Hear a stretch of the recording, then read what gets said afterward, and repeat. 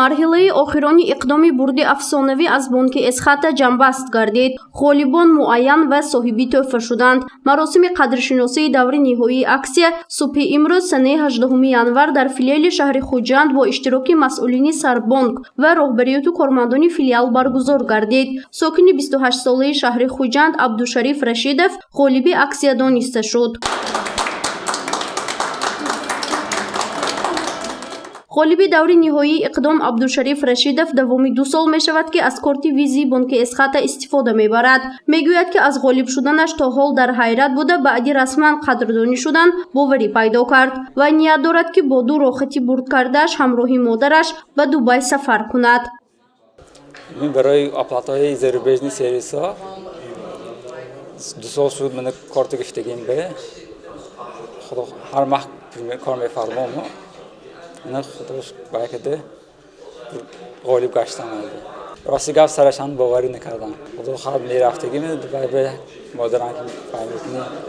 2 рохати дигарро ба кишвари Дубай ғолибон аз шаҳри Душанбе ва Исфараи вилояти Суғд бурд карданд. Иштирокчӣ аз ҳама фаъоли иқдом ки бо харид тавассути корти визии бонки Эсхата аз ҳама купони зиёдро ба даст овард, соҳиби смартфони iPhone 13 Pro Max гардид. Вай мизоҷи филиали ҷамъияти саҳомии кушодаи бонки Эсхата дар шаҳри Душанбе мебошад ки шумораи бештари купонҳоро дар моҳи декабри соли 2022 ба даст овардааст. Масъулини бонкам аз ҷанбасти иқдоми бурди афсонавӣ изҳори қаноатмандӣ мекунанд, зеро иқдоми мазкур натиҷаи хуб дод ва бонк низ ба ҳадафҳое ки пеши худ гузошта буд расид.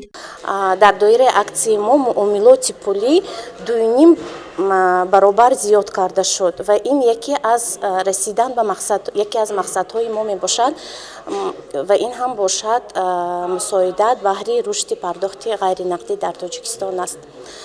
Аксияи бурди афсонавӣ итмом шуд, ба интиҳо расид, аммо мо дар пеш боз як пешниҳодҳои ҷолиб ва боз аксияҳоро баҳри мизоҷони худ пешниҳод мекунем.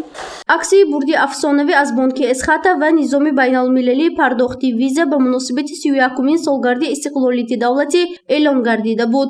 Он аз санаи 9 сентябри соли гузаштаи 2022 то 31 декабр идома кард. Дар умум дар доираи аксияи мазкур 12 рохат ба кишварҳои Миср, Туркия, Дубай ва инчунин 4 смартфони iPhone 13 Pro Max бурд карда шуд. Шумораи умумии купонҳои дар 4 марҳилаи аксия иштирок карда бошад, дар умум 598 000 нафарро ташкил дод.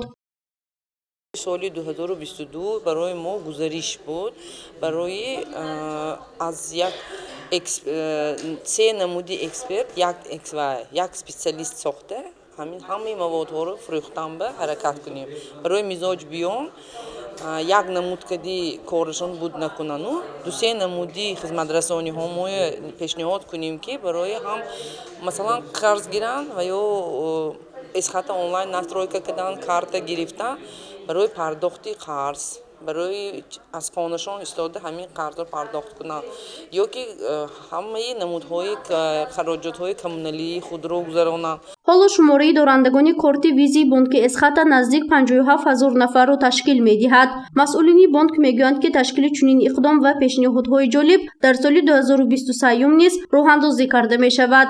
гузориши Фарзона Шамсиева, Наимҷон Аюбов барои барномаи Тилотии Хабар.